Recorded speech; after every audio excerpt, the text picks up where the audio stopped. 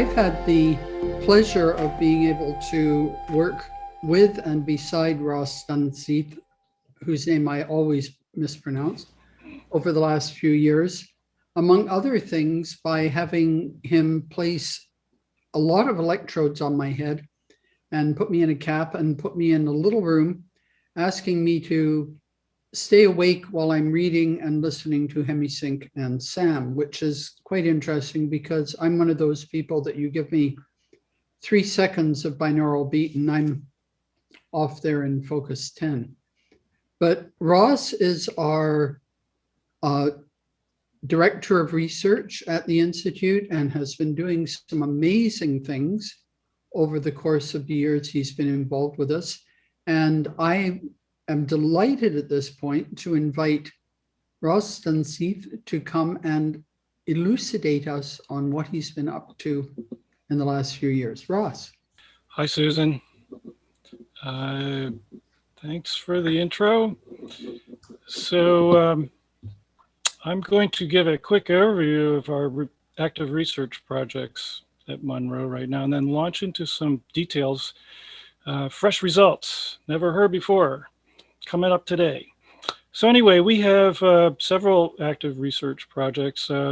One of them, similar to what Susan was just describing, is looking at the audio steady state evoked potentials in EEG due to binaural beats or SAM. And as Dr. Gant was talking about a little earlier, there are several published studies in the literature looking at binaural beats. A lot of them, the steady state evoked potential, which is essentially brain driving. You get sine waves in the EEG that are following the beat frequency of binaural beats, but nobody's ever published anything that I'm aware of for spatial angle modulation or SAM sounds. So we started a pilot study a few years ago, 21 channel. We were looking at the comparison of binaural beats and SAM evoked potentials. And the first thing was to find out, does SAM even cause evoked potentials, which surely it must, and yes, it does. And there is a bit of a difference between SAM and binaural beats. We found that SAM worked better at higher frequencies, which kind of fits what people's experiences were, and that at very low frequencies, SAM is, say at 3 hertz, you're not getting a 3 hertz driving response. We were seeing a 6 hertz. So it was getting the first harmonic, very low frequencies. We got that pilot study to about 18 subjects, and then the EEG system I had loaned to the Institute broke down, probably helped along by some lightning. And now, because we have gotten a very generous grant from Jeff Walker, the Institute has access to a 32 channel, really nice biosemi EEG. And so we are starting a more, we are into it now, a more formal version of the audio steady state evoked potential experiment with the intent to publish this as soon as we get all the data. So that's in progress, held up a little bit by the COVID problems, but we'll get back to it pretty soon here. We also have a copper wall study going on, which is rather fascinating. We had to build a facility for this. It's a copper wall room. This is based on work by Elmer Green, who found that there is an electric field around the body of most everybody, but especially some healers were producing extremely large electric fields, some people pushing 100 volts. It's a rather unique measurement in that most physiological, electrophysiological measurements are made with the ground electrode connected to the body. Elmer was using the ground electrode connected to earth ground and really looking at humans' interaction with their environment. So he found, as I said, some high voltages on healers, and also sometimes those high voltages would have a pulse that would go down to 0 or lower than 0, 5 to 15 second pulse. So there's both a DC component and an AC component. I decided to try to replicate this with the help of Ed Edwards.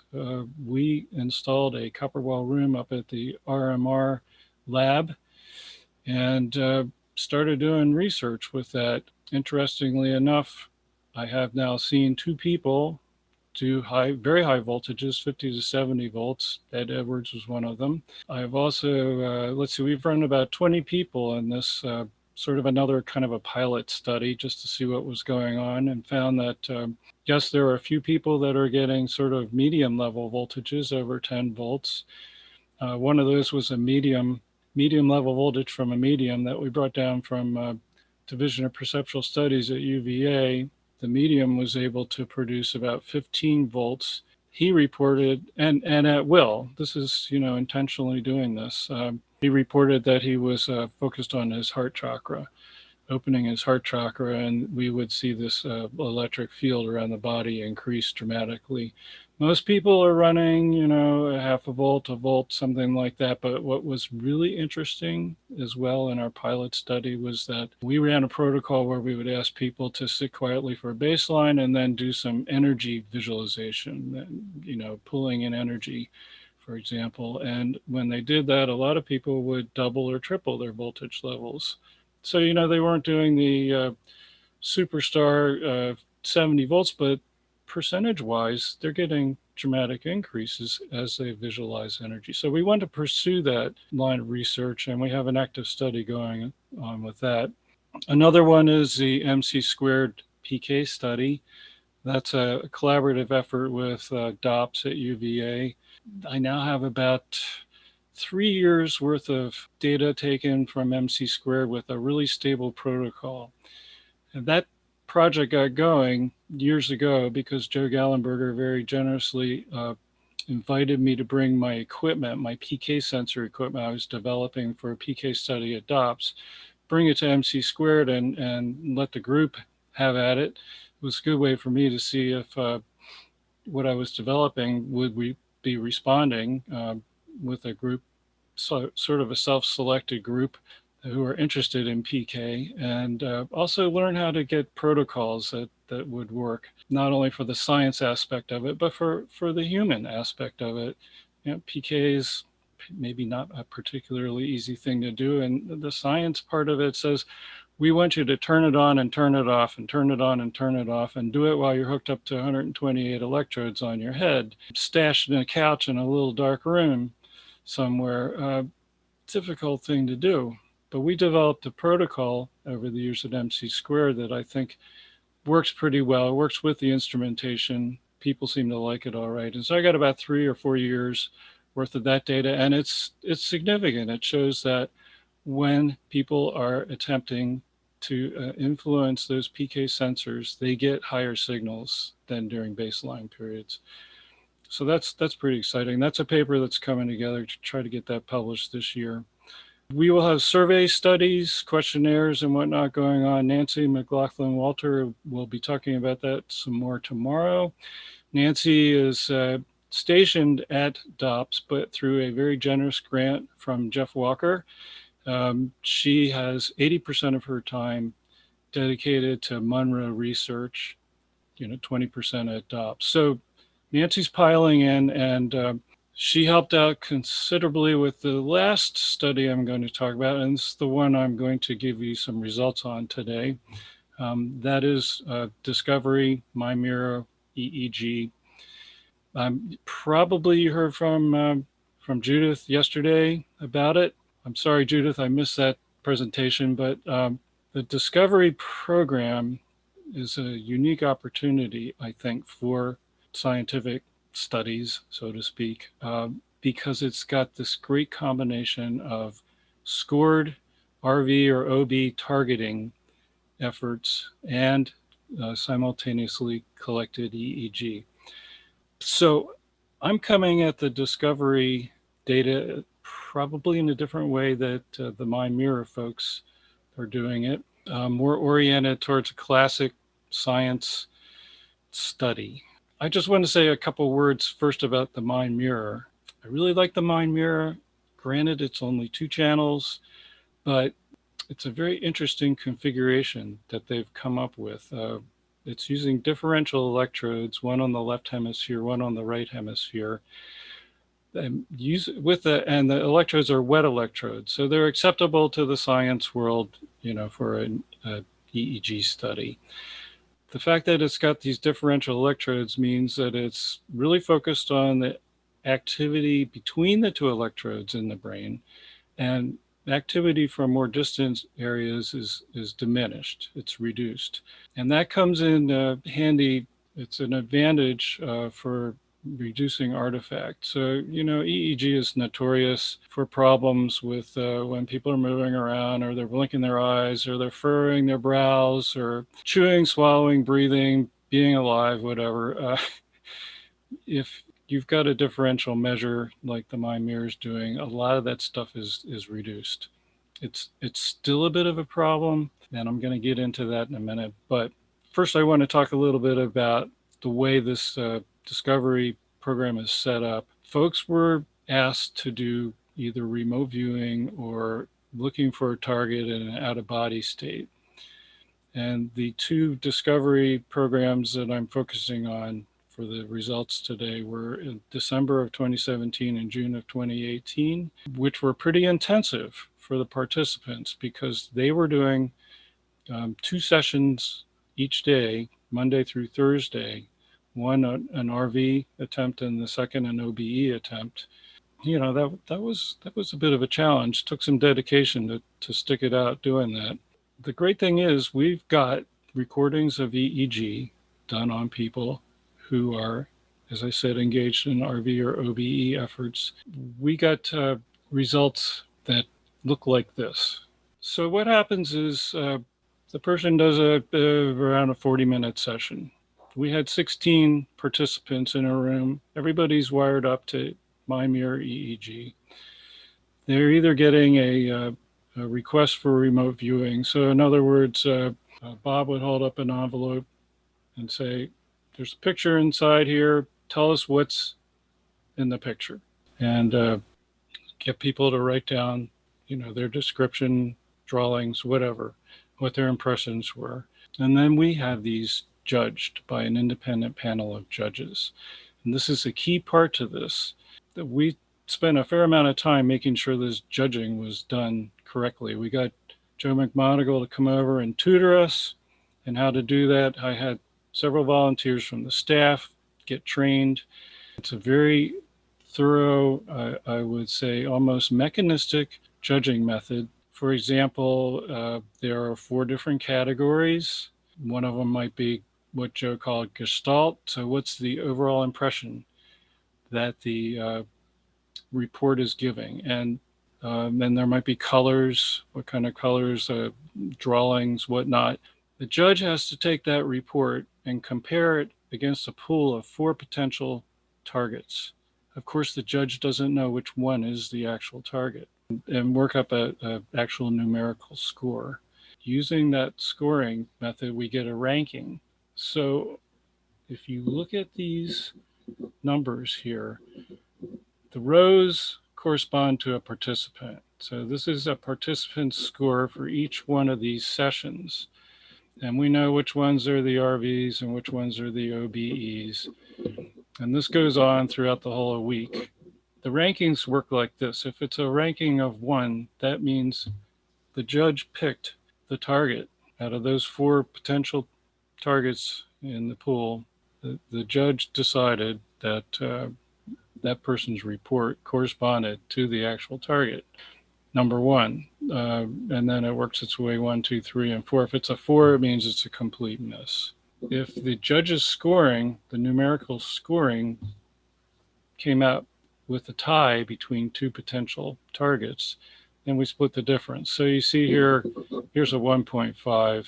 MP means they weren't present. NT means no report was turned in.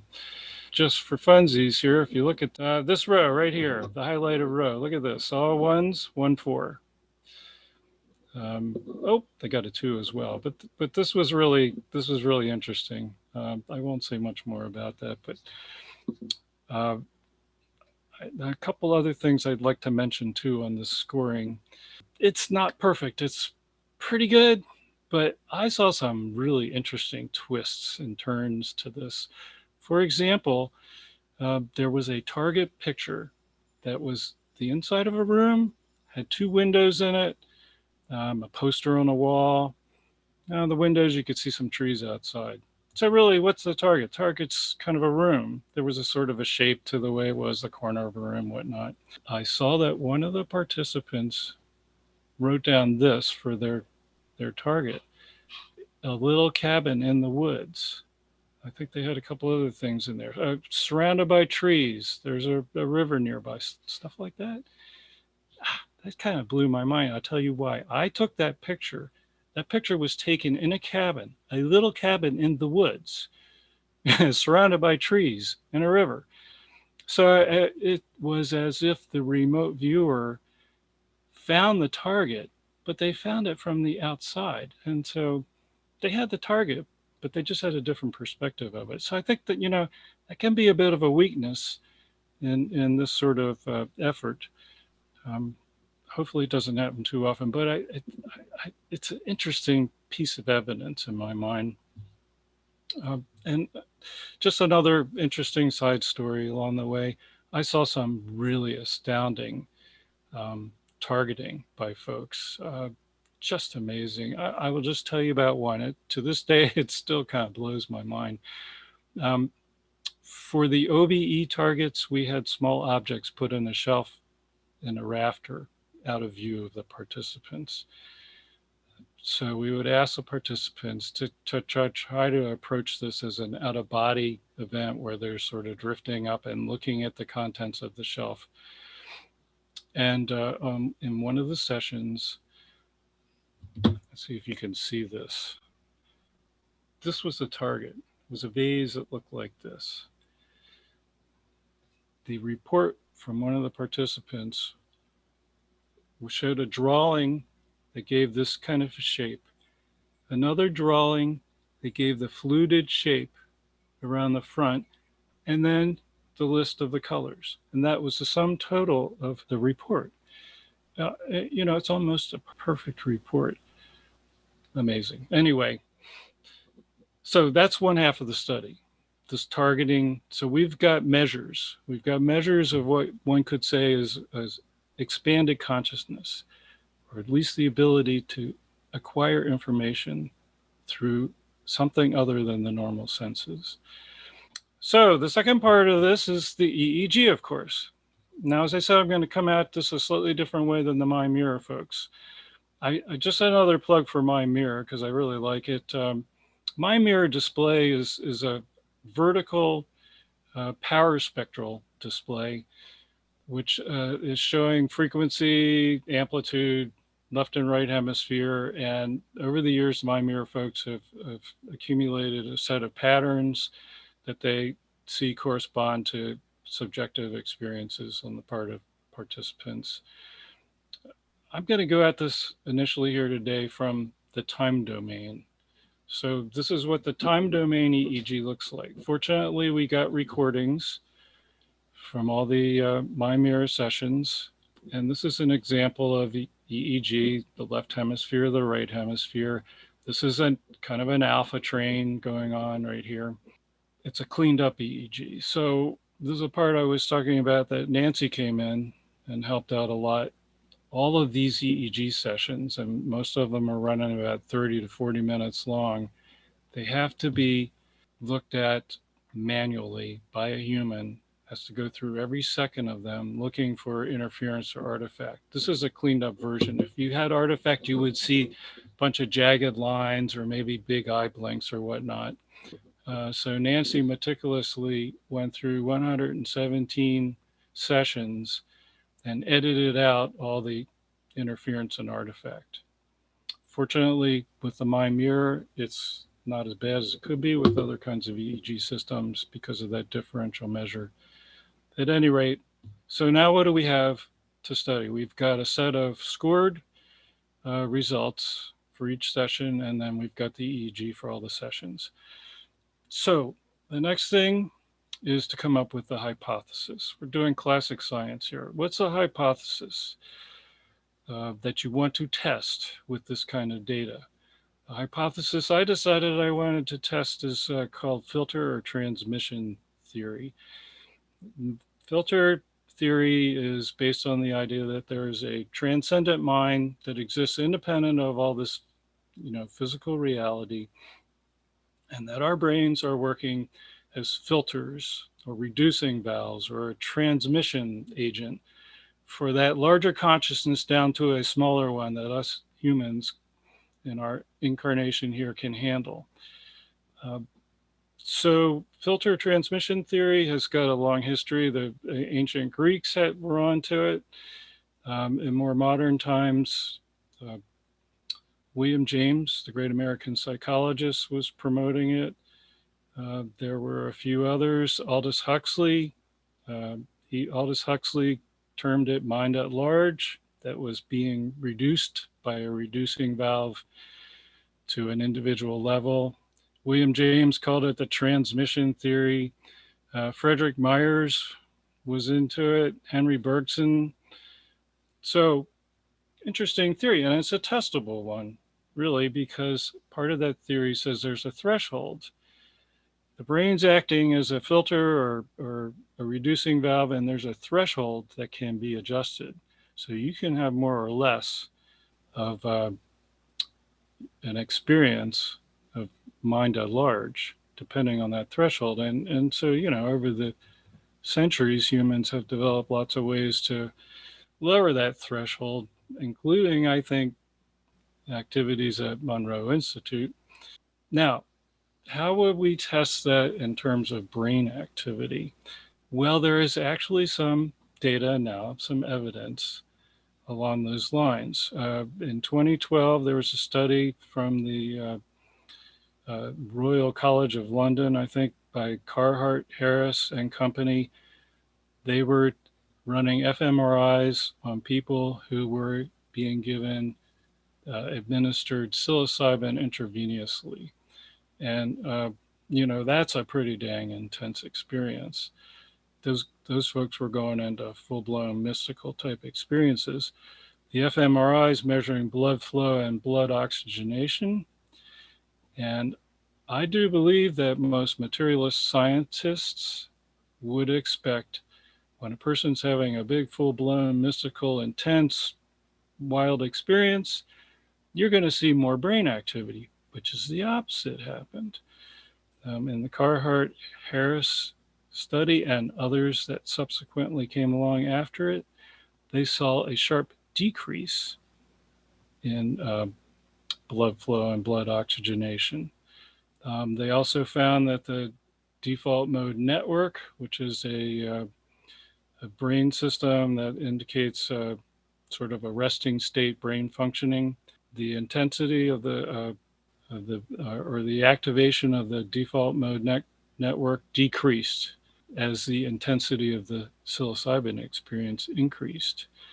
And in general, they found no increases in activation of the brain anywhere during these intense psilocybin experiences. So, riffing off of that, this is the hypothesis that I wanted to test in this experiment. That this EEG amplitude, see, top to bottom, EEG amplitude, my hypothesis is that will decrease in the hit state versus the resting state, indicating reduced brain activity.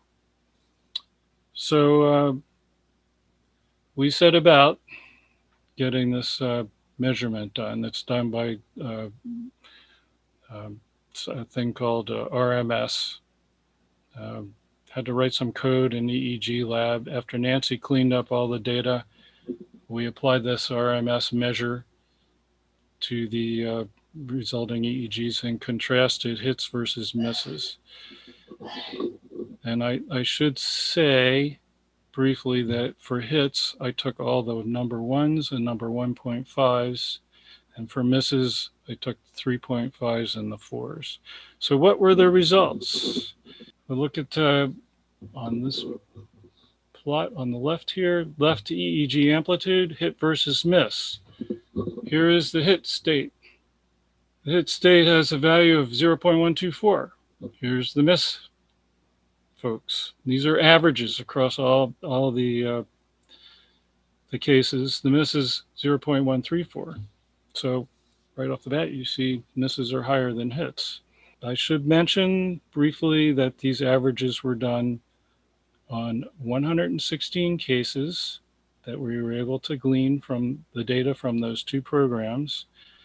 Of those 116 cases, 66 were hits, ones or 1.5s, and 50 cases were misses, so the 3.5 or 4.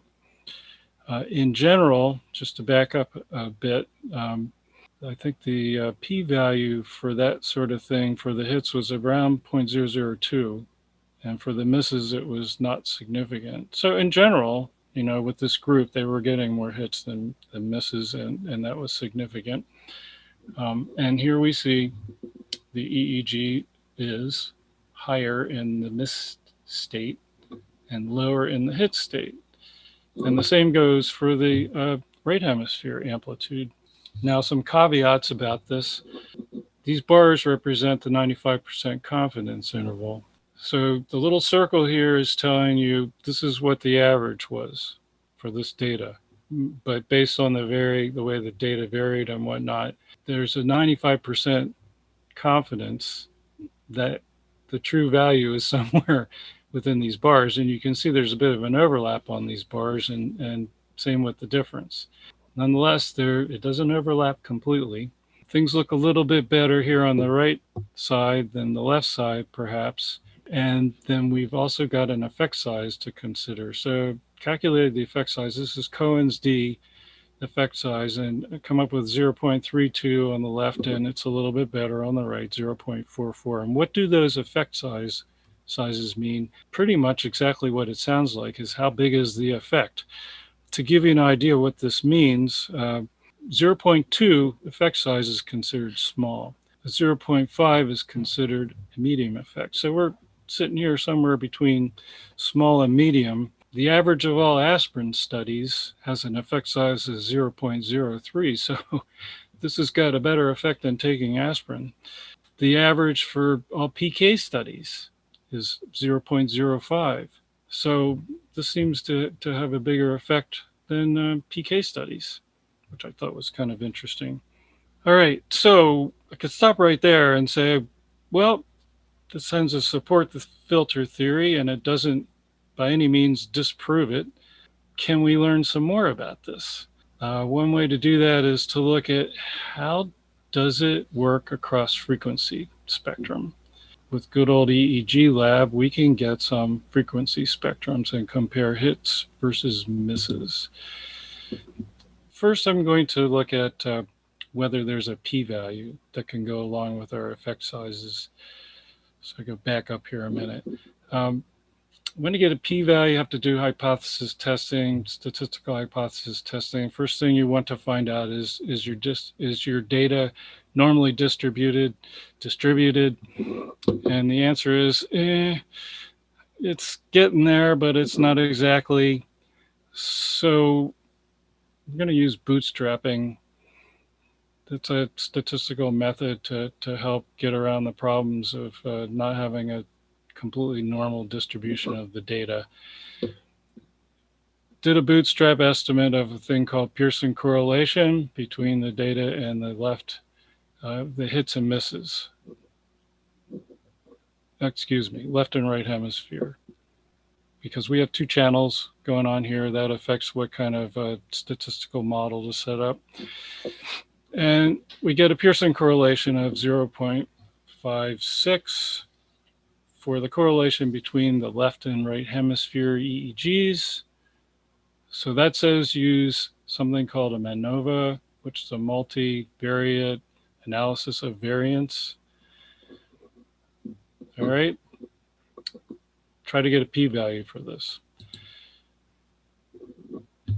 Running MANOVA, we come up overall p-value of 0.35, 0.36, which says that our difference in EEG amplitude between the hit and the miss condition is statistically significant. That threshold for that is 0.05, so anything less than that is considered significant. It's not hugely significant, but it's considered to be significant. And looking at the individual channels, channel 1, the left channel, is right at the 0.05 significance level. But the right side, the right hemisphere, is actually pretty good at 0.012. So it's suggesting that the effect is more pronounced in the right hemisphere than the left hemisphere, which is interesting. I had to use a 10,000 sample bootstrap to get this to converge for you statistics buffs. Okay, so get back to the next step here. Let's take a look at the effect across frequency. Here's a spectrum comparing hits versus misses, left hemisphere. What this chart is showing, frequency across the x-axis. So here we go, 10, 20, 30, 40 hertz. This is the amplitude at each frequency point. The blue line corresponds to the hit condition. The green line corresponds to the miss condition. Matching into our RMS amplitude measures, we do see the blue line hit condition is generally less across the board, smaller amplitudes. But what I found utterly fascinating by this is it's really noticeably less in the theta range area. Now, one caveat in interpreting this data is if you look on this side, we're looking at p-values at individual frequencies. None of them are significant. It would have to be down here around the 0.05 level to be significant. So this is basically, it is to be interpreted as trends. However, you know, that difference right there is big enough, even if they don't consider it significant, that it's interesting. And how does it look on the right side? Similar. Maybe not quite as pronounced, which is kind of interesting too. Maybe you're seeing a little bit more up here in the higher frequency where the hit condition is less than the miss condition. So again, I think this data is suggestive, but we can't make any definite conclusions about it. But what else can the data show us? We want to get going on this. There's a lot of stuff you can look at. So the next one I thought might be of interest would be coherence, measures of coherence. Now, what is the difference between coherence and the correlation I cited to you? That correlation is 0.5, which is kind of a medium correlation. A correlation of 1 would be considered, you know, lockstep. Same. A correlation of 0 is no relationship whatsoever. 0.5 is kind of in the middle. What's the difference between that and coherence? Coherence measure takes into account phase difference. So you could actually have a very small amplitude component, but if the phases are matched, and we're comparing these between channels, left and right channel, left and right hemisphere, if the phases are matched quite well, you're going to get a very large coherence measure, and that would be 1. 1 is as high as it gets. So it's a way of looking at how the phases in the two channels are tracking each other, so to speak. And what did we find with our phase measure? Coherence measure. First of all, just averaged over all the frequencies, similar to that RMS measure in the time domain. And there's no significance between the two hits or misses. However, I got intrigued by this. So they're both kind of the same. They're both kind of low, 0.13, 0.12. Does that tell us anything about what kind of state folks were in? Well, there is a published study by Hobson and Voss that shows, they found at least, that a coherence measure of 0.24 to 0.27 corresponded to their participants having lucid dreaming experiences. If it got lower, 0.5 to 0.7 corresponded to REM sleep. So it seems like folks in the discovery program were running somewhere between a REM state and lucid dreaming based on an EEG coherence measure. And then if they were in the total awake state, we would be seeing 0.38 to 0.49. So it seems like the coherence measure is getting lower as a person is getting into sort of a deeper dream state. And we can do the same thing with coherence as with amplitude and look at individual frequencies. I don't have plots to show you because this stuff's kind of just hot off the press here. I was able to get a 1 hertz resolution. So we're looking at 1 hertz, 2 hertz, 3 hertz, 4 hertz, etc. What I found was the mean coherence was up above 0.2 in one little section of that whole frequency spectrum. And I was looking at about 1 to 50 hertz. And that is in that range of 4 to 12 hertz, which is similar to where we saw the biggest droop in amplitude. And then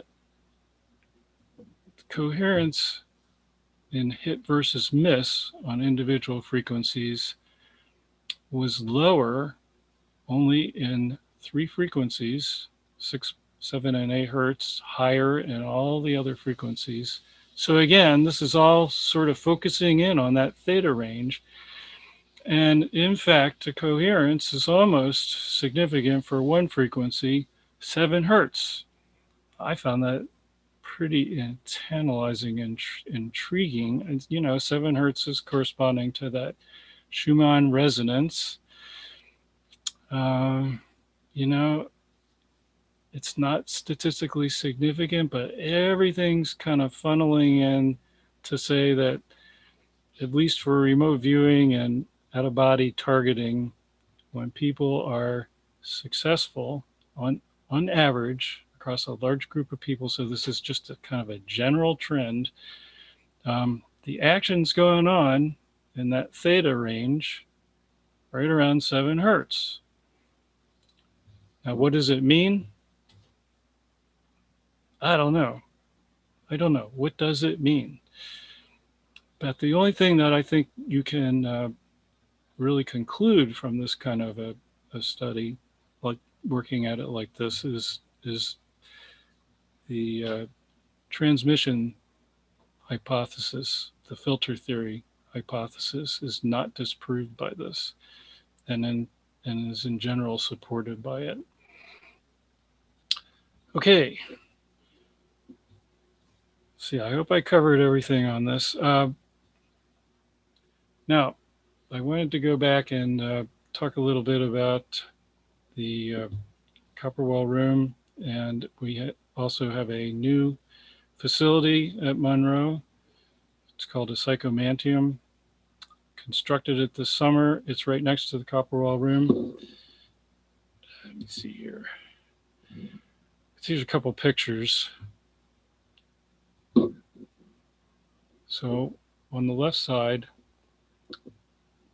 this is one side of the Copper Wall Room. These are copper plates that are mounted on insulators. We have a front and back, top and bottom. Those copper plates serve 2 purposes. One, they can be used as antennas to pick up radiated electric fields off the body. The second is the whole reason for having copper plates in the first place. Elmer Green was given a manuscript, some old Tibetan manuscript, in which they were describing putting a copper sheeting up on a wall, putting a person on an insulated platform, which is what we also have in our Copper Wall Room. You can't see it there, but it's a glass plate on top of a wood foundation. So it's an electrical insulator. And this was used as a meditation aid for students. Elmer Green turned it into an electrophysiological measurement chamber, so to speak. And we've got the same thing here at Monroe now. But the new addition is right behind the copper wall room. Here's the entrance to it. It's a Psychomanteum. So a Psychomanteum is essentially a very dark room. All the walls are painted black. There's a black cloth covering on the ceiling. And then, of course, this black curtain. No, it's not a Faraday cage. The copper wall room is sort of a Faraday cage. It's a semi-shielded room. The Psychomanteum is not electrically shielded. It's basically shielded from light is what it is. And then on the far wall, there is a mirror that's set up at an angle so that if a person's sitting in front of that mirror, the reflection they see is up above their head. They don't see themselves in the mirror. They see what's behind them above their head, which in this case is this black curtain. So with a very small night light, just a little bit of light in the room, you will have the experience, if you look in that mirror, or at least I can report I had the experience of sort of falling into this gray zone. And what that has been used for in the past is to enable people to have experiences of communicating with discarnate entities. Yeah, it's like mirror scrying. Thank you. It's pretty amazing. I want to go back and try it. I built the thing last summer while we were closed down. I haven't used it too much. I tried it once. I did have a brief experience of feeling like there was somebody up behind me I could see in that reflection in that mirror. I felt like probably there could be some communication. Just got to go back and try it a few more times. See what gives. But the Psychomanteum is going to be available for participants when campus reopens. Only under the condition, however, that you're going to have to fill out the survey form that we will have, outlining your experiences. We're going to keep careful tabs on this. I just saw a question there. How does one sign up for the experiment? Well, at this point, we don't have an official sign-up sheet, but when campus is reopening, we'll announce it for all program participants during your time off, maybe in the afternoon or something. You could go up and give it a shot. I included this picture on the right just for funs. It's more of a close-up of the black curtain. And I didn't take any pictures inside that Psychomanteum room. I'm sorry, I tried to. I don't know if anybody's ever tried taking pictures inside a painted black room with a mirror in it. You got to use a flash, and the flash just blows the whole thing up. So in attempting to take these pictures, I got this picture of the curtain, and just for fun, you can see what looks like an orb down here on the lower right. It's probably a reflection of some kind, but hey, we're talking about communicating with discarnate entities. Who knows? Who knows what can happen? I think I've run out of time. Well, we have time for a couple of questions. Someone has asked, where is this in comparison to the lab? Okay, so this is all up in the RMR facility. RMR being, for the uninitiated. Yeah, the top of the mountain, Robert Monroe Retreat. So, there's two parts to the campus. One, I call them the downstairs and the upstairs, but Robert Monroe Retreat is this sort of the top of the mountain facility. There's a small log cabin with a really cool pyramid-shaped roof on top of a lab. This is the booth facility. On the right-hand side of the booth, there was a hallway there. It wasn't being used for anything over the years. Bob Holbrook always used to tell me, you gotta do something back there. I think the original plan was to put in a Psychomanteum, and in fact, there was a mirror mounted on the wall, but it didn't have the right angle. But Bob was always saying, copper wall room, and in fact, somebody donated a big roll of copper, and it was sitting up there as well. So we took that roll of copper and we installed a copper wall room right in the front of that hallway a couple of years ago. And then behind that copper wall room is the Psychomanteum. I built an adjustable mirror over the mirror that was there, and then painted all the walls in black and put up curtains and whatnot. This is the great thing about that facility. Most of it's underground. Most of it's underground, and that is a huge advantage for that copper wall installation.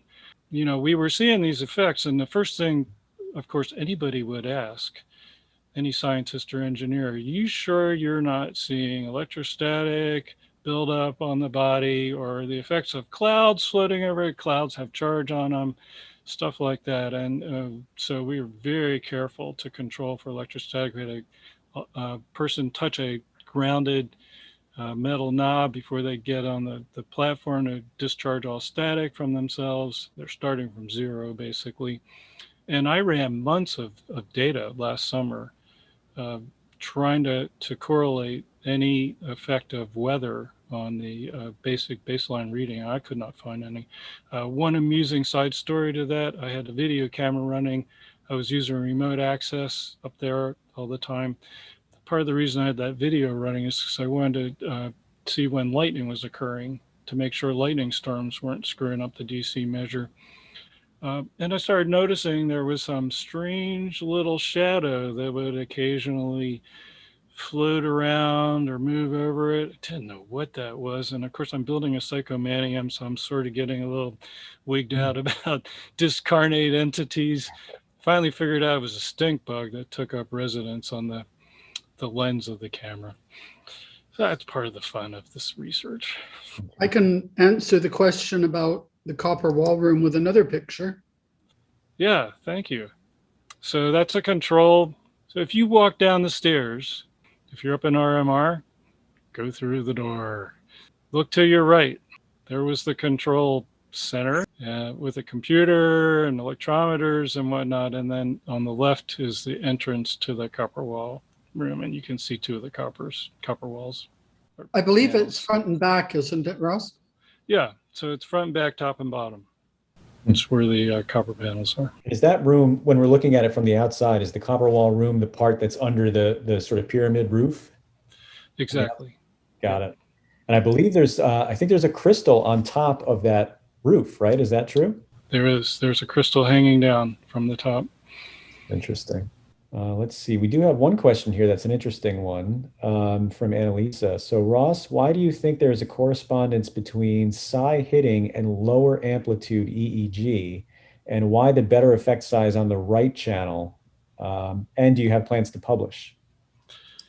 Yeah, so to answer the last part first, yeah, we'd like to publish this. Why do I think there is? Well, I'm going by that hypothesis. I think it's because the brain is becoming less active and getting out of the way. It's allowing access to expanded awareness, expanded consciousness. I think it's amazing that people are having so much sensory input, non-physically, I guess, during that time, and to have no correlation to brain activity definitely, for me at least, suggests that that experience and everything that you remember happened somewhere outside of your brain, right? So it's really, I mean, to me, it proves that you're getting something that is non-physical because it's not actually being reflected in your brain activity. Yeah, exactly. And as for why is it the right versus the left, I don't know. To be honest with you, I just don't really know. I mean, you can go by some of the stuff that says, well, the left brain is, more oriented towards logic and the right brain more oriented towards visualization or imagery. Not sure how that may apply to this. And I'm not sure if we ran this study all over again, you would see the exact same effect. But I'm pretty confident it's significant enough that it's showing a basic trend. And the basic trend is less brain activity when, at least in this case, remote viewing or out-of-body targeting expanded awareness is occurring. Right. Yeah. Well, thank you so much, Ross. I always appreciate hearing about what's going on up there in your little corner of the research world. Despite the electronic mayhem that thunderstorm caused. Yeah, that was pretty bad. We lost a lot of equipment in late July, early August from a major hit. hit a tree right next to the cabin. I think it's probably killed the tree. Took out all kinds of stuff, especially in the log cabin. But you have been rebuilding. Rebuilding, we'll be ready to go. Thank you so much, Ross.